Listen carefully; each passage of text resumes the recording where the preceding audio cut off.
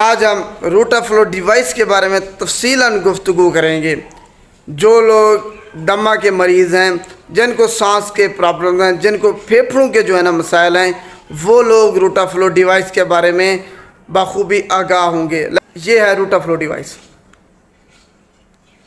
یہ آپ دیکھ رہے ہیں سکرین پہ آپ کو نظر آ رہی ہوگی۔ یہ ہم نے ادھر سے یہ اوپن ہوگی، پھر یہ ایک دوسرا سرا ہے یہ والا، دوبارہ سے یہ بند ہے، ایسے بند ہوگی۔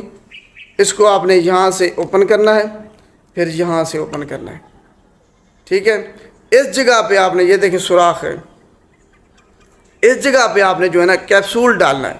2 ہفتوں میں کم از کم ایک بار دھوئیں، اسے کسی اور طریقے سے آپ نے اس کو ہرگز صاف نہیں کرنا، ورنہ یہ ڈیوائس خراب ہو سکتی ہے، ڈیمیج ہو سکتی ہے۔ اگر آپ کو ویڈیو اچھی لگے تب آپ نے اس کو لائک کرنا